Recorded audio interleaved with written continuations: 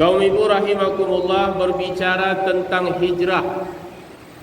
Hijrah ini artinya adalah berpindah. Tahun Islam atau kalender Islam dihitung dari hijrahnya Nabi sallallahu alaihi wasallam dari kota Mekah menuju kota Madinah Al-Munawwarah. Sejak kapan tahun Islam itu ditetapkan dari hijrahnya Nabi sallallahu alaihi wasallam? Penetapan itu terjadi pada masa Khalifah Umar bin Khattab radhiyallahu anhu. Jadi pada masa Nabi sampai kepada masa Khalifah Abu Bakar As-Siddiq, itu kita orang Islam belum memiliki tahun khusus. Jadi belum ada tanggal. Sejak kapan penanggalan dalam Islam ini ditetapkan? Adalah dari masa Sayyiduna Umar bin Khattab radhiyallahu anhu. Apa penyebab sehingga dalam Islam ini perlu ditetapkan sebuah atau suatu penanggalan? Karena ada beberapa surat yang masuk kepada beberapa khalifah atau gubernur pada saat itu. Di antaranya adalah gubernur Abu Musa Al-Ash'ari yang kala itu menjadi gubernur Basrah. Dia ada menerima salah satu surat, di mana isi suratnya surat tuan yang tidak bertanggal dan tidak bertahun telah kami terima, katanya. Nah, inilah di antara penyebab sehingga umat Islam perlu menetapkan penanggalan khusus milik umat Islam. Nah, maka diadakanlah musyawarah oleh Khalifah Umar bin Khattab. Dari mana penanggalan Islam ini kita hitung? Dalam musyawarah itu datang beberapa usulan. Ada yang mengusulkan kita hitung tahun Islam ini dari saat Nabi diangkat menjadi Rasul pada umur 40 tahun. Ada pula yang mengusulkan kita hitung tahun Islam ini dari peristiwa Isra dan Mi'rajnya Nabi sallallahu alaihi wasallam. Karena itu adalah peristiwa penting dan peristiwa yang sangat bersejarah dalam Islam. Lalu datang usulan dari Sayyiduna Ali bin Abi Talib. Beliau mengusulkan bahawa kita hitung tahun Islam ini dari peristiwa hijrahnya Nabi, berpindahnya Nabi bersama kaum muslimin secara besar-besaran dari kota Mekah menuju kota Madinah Al-Munawwarah. Dan yang diputuskan oleh Khalifah Umar bin Khattab adalah usulan yang datang dari Ali bin Abi Talib. Maka dihitunglah tahun Islam ini dari peristiwa hijrahnya Nabi sallallahu alaihi wasallam dari kota Mekah menuju kota Madinah Al-Munawwarah. Dijelaskan oleh ulama kenapa Khalifah Umar bin Khattab tersentuh hatinya sehingga menetapkan tahun Islam ini dari peristiwa hijrahnya Nabi dari kota Mekah menuju Madinah. Karena peristiwa hijrah ini adalah peristiwa dibedakannya antara yang hak dengan yang batil. Jadi mana yang benar, mana yang batil, dengan peristiwa hijrah itu menjadi terbedakan. Dan lebih dari itu kaum ibu, bahwa dalam peristiwa hijrah itu, dalam kata-kata hijrah itu mengandung makna yang luar biasa untuk kita pahami dan kita terapkan dalam kehidupan kita. Hijrah yang artinya berpindah bisa dikelompokkan menjadi dua jenis hijrah.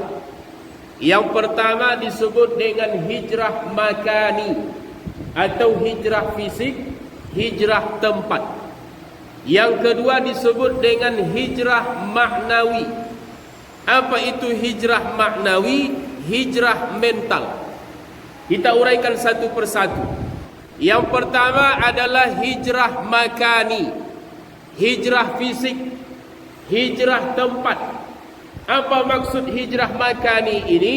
Berpindahnya kita dari satu tempat menuju tempat yang baru. Jadi kalau tempat yang berpindah, maka itu namanya hijrah makani. Makani artinya tempat. Dan hijrah makani atau hijrah fisik ini beberapa kali dilakukan oleh Nabi SAW bersama para sahabat atau kaum muslimin. Jadi hijrah Nabi itu bukan hanya sekali, kaum ibu. Bukan hanya sekali dari kota Mekah menuju Madinah saja, tidak. Ada beberapa kali hijrah tempat yang dilakukan oleh Nabi SAW bersama para sahabatnya. Nabi tinggalkan kota Mekah menuju tempat yang baru.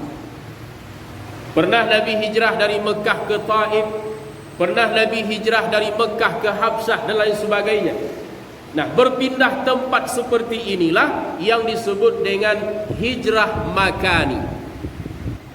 Kenapa Nabi SAW pada akhirnya melakukan hijrah besar-besaran, meninggalkan kota Mekah menuju kota Madinah Al-Munawwarah? Ada beberapa alasan Nabi SAW mengambil keputusan hijrah besar-besaran itu. Dan alasan yang paling utama adalah bahwa Nabi memandang kota Mekah tidak kondusif lagi bagi Islam dan bagi umat Islam. Karena orang yang ikut dengan dakwah Nabi menyatakan diri masuk Islam bersyahadat, maka oleh kafir Quraisy itu disiksa, dianiaya. Nah, sehingga kota Mekah dipandang oleh Nabi tidak aman lagi bagi Islam dan bagi umat Islam. Maka Nabi memutuskan kita perlu hijrah, kita perlu meninggalkan kota Mekah ini menuju kota yang lebih aman bagi kita untuk menjalankan syariat Allah.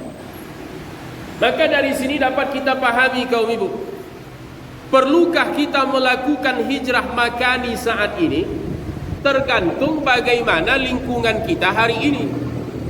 Jadi kalau ada misalnya lingkungan tempat tinggal kita hari ini tidak mendukung kita untuk melaksanakan syariat-syariat Allah, maka perlu dilakukan hijrah tempat. Misal lingkungan tempat tinggal saya ini, Pak Ustadz, maaf saudara non-muslim kebanyakan, sehingga untuk menegakkan syiar agama ini, Pak Ustadz, sulit, berat. Atau di tempat tinggal saya ini, Pak Ustadz, saya tidak bebas untuk melakukan ajaran-ajaran agama.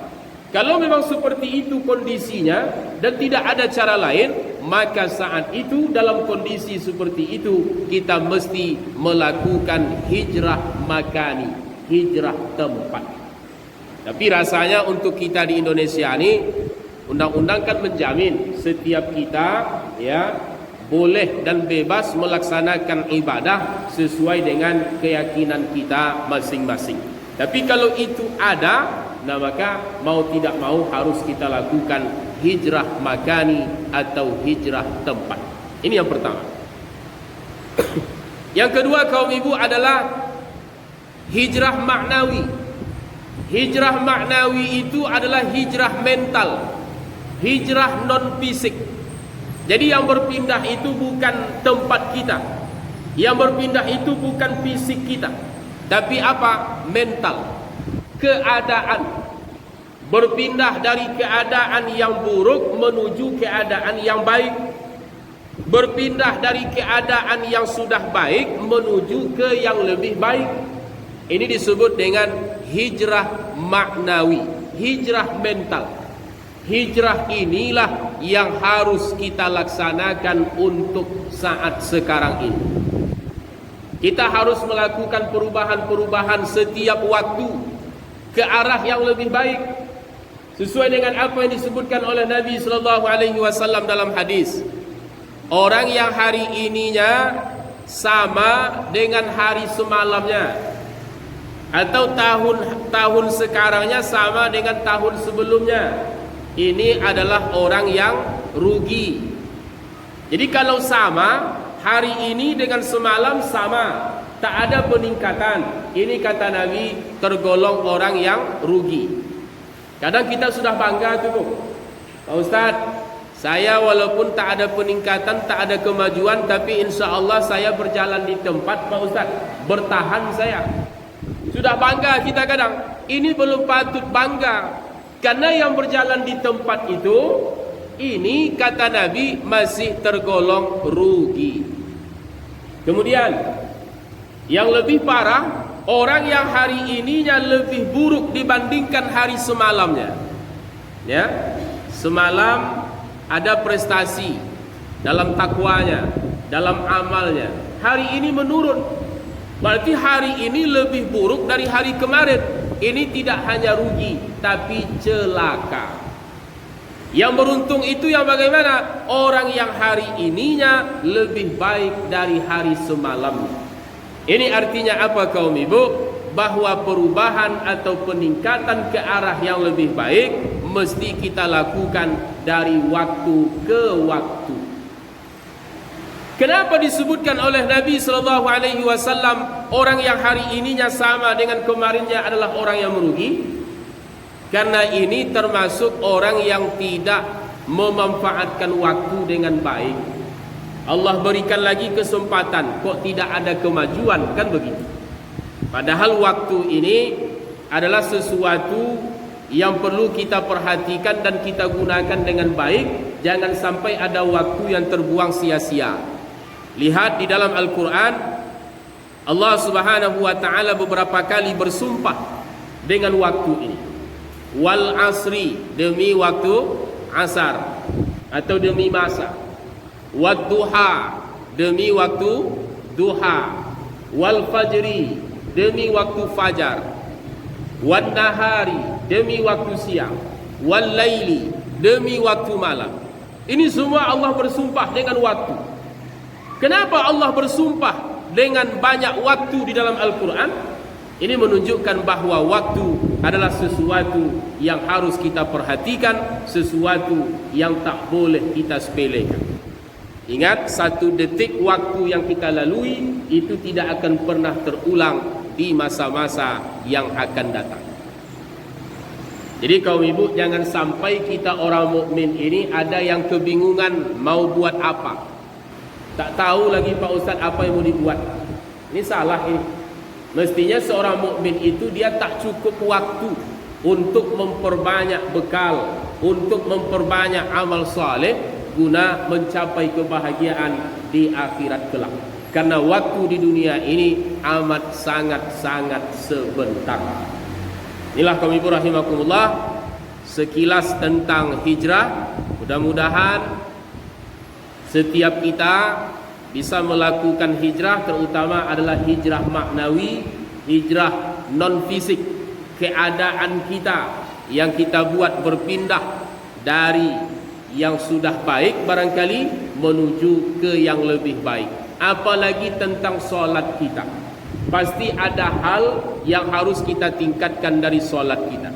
Jangan kita anggap solat kita ini sudah pada tingkat yang paling sempurna. Belum, masih jauh. Pasti banyak hal yang harus kita tingkatkan dari solat kita, di mana solat adalah ibadah pokok, ibadah yang paling utama, ibadah penentu untuk ibadah-ibadah yang lain.